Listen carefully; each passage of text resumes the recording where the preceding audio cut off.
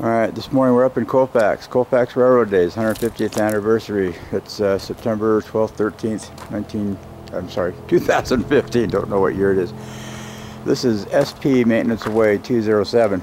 This is the rotary that got all rebuilt back in 2012. It was originally constructed in 1926. We're going to go inside and see some of the changes that were made to it. And see if we can describe some of this the best we can.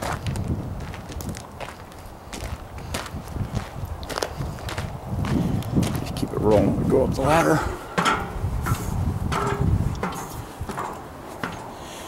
And the first thing you'll notice is it's way different than what it used to be. They've got seating that's comfortable. You don't have to stand.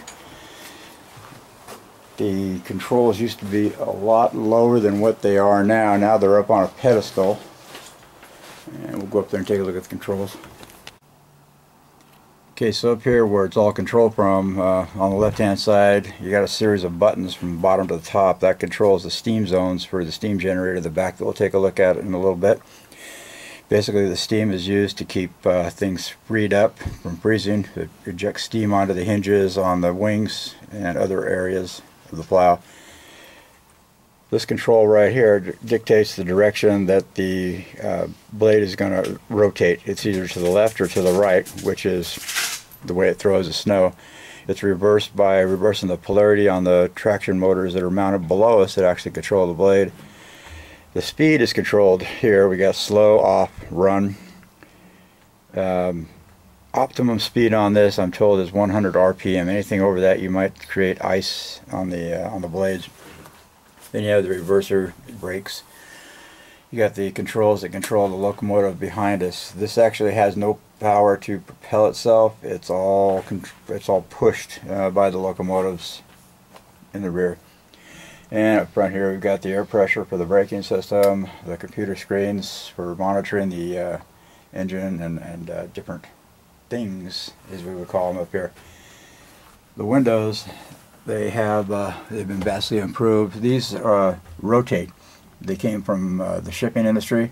There's a motor in the center here, and it spins the outside glass plate at a very high speed, and it slings the snow and the rain off. But when you're looking through it, when it's raining, it looks perfectly clear, just like we're looking through it now. There's also a heating ring, I don't know if you can see it on there, on each one of these, that heats the windows to help keep the hula girl warm. That's what it is. Yeah, that's right.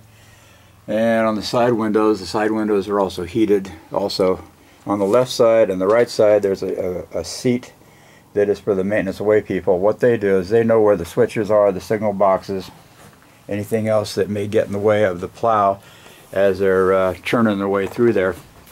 And you can see the right wing on this one is open, so they do stick out quite a bit. We're going to go down below and take a look at the traction motors underneath that have been adopted to actually rotate the plow. Okay, we're down below the control stand where we were just standing up there looking at the controls. There's a lot of monkey motion going on down here with solenoids and air valves and stuff. Back here, I don't know if you can see them very good. Let me try this another way here. Are the electric motors are back here, the two traction motors.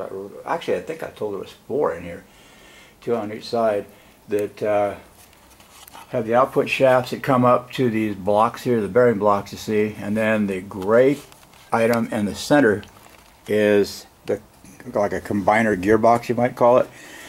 So what you'll have is one motor will operate clockwise, the other one operates counterclockwise, and then through the gearing system in here they combine the torque from both motors into one, and that's the large shaft that you see coming out through the front here.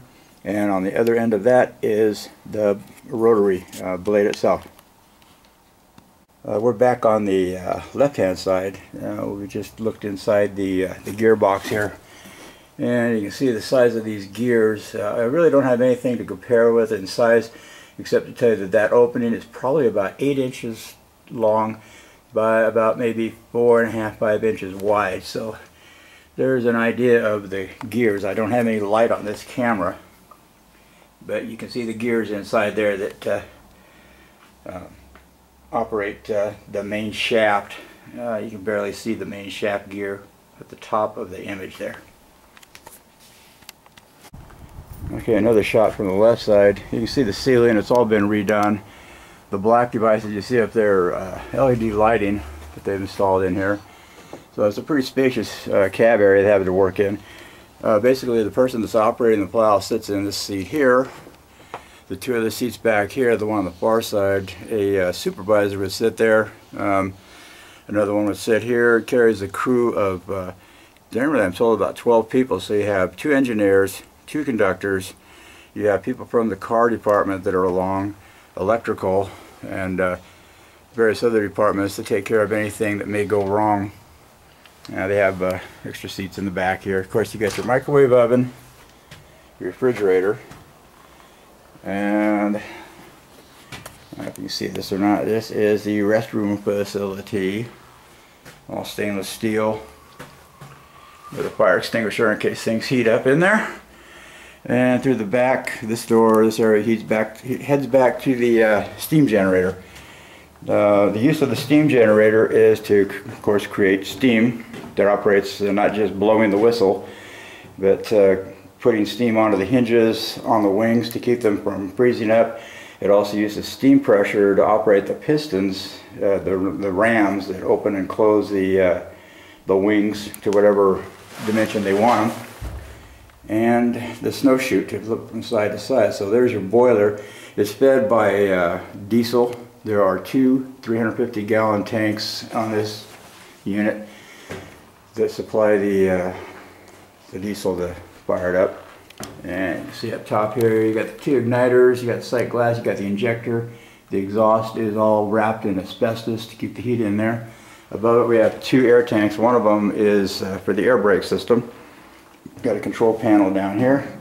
In the back here, there's 2 huge tanks. They're probably about 4 feet by 6 feet by, I say, about 10 feet tall. They hold 1,200 gallons of water each, and that is for use on the boiler. And here's another shot of the other side of the boiler. We'll go downstairs here in just a second. Okay, now from the back, I'm back between the 2 water tanks. You can see how large these are, and they're still hot from coming up here 2 days ago. So there's another view of the boiler itself, and that's the master control valve for the outlet. Underneath here are electrically operated solenoids that can direct the steam to the different areas of this snowplow. And that is controlled by the console that you saw earlier up in front of the locomotive. And if we can sneak through here, this is a big blower that takes cooler air, not necessarily cold air, but cooler air from the back here and blows it up front to the traction motors. And from the steam room, you can see up to the cab. And then we have electrical up here. We'll get there in a second. Just a portion of the electrical controls, high voltage. These the traction motors that they use to operate the rotary plow itself operate on 600 volts DC. So there's a lot of voltage going through these panels here, the big AC, DC to AC converter for running the microwave and other things. And once again, another fire extinguisher. There's no lacking for fire extinguishers on this unit. So that's basically the little tour of the rotary. And once again, up to the front, this is all completely different than what it used to be in the way back days. Okay, there we go. The shot along the side of the SP Maintenance Way 207. Down here, the trucks have no suspension on them. They pivot, of course, but they're solid mounted. They do not flex at all. This would be one of the 350-gallon fuel tanks. You can see the 2 saddle tanks that supply diesel to the boiler. Back here is the B unit. This purpose is to generate electrical power, air pressure to the plow. So, and this thing does not move by itself. It has to be propelled by a locomotive, such as the one that's coupled to it in the back here, which is controlled by the front console on the plow. So it doesn't move by itself, it relies on other motor pressure to get it going. And of course it wouldn't be right, being up here Colfax Railroad days, if we didn't show you a couple other things, like the rain coming down. One of the high railers. Air Force One.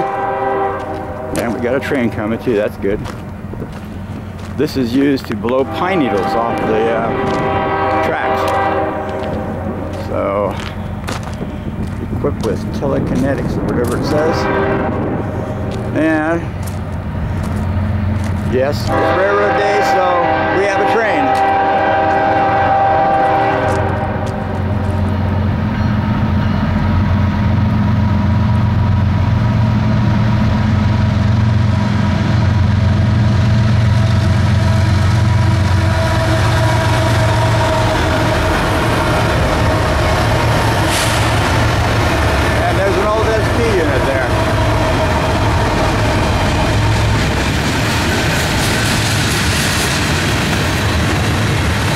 Well, that's the tour of the plow, pretty much, except for one more thing. Okay, an interesting concept on this plow blade here is the way that these vanes open and close, and I'm going to have to do something creative here to get it so I can see what I'm doing.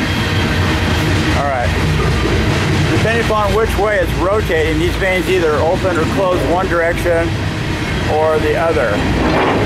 So if it was rotating this direction, the vane would open here and it would open there, just like these are.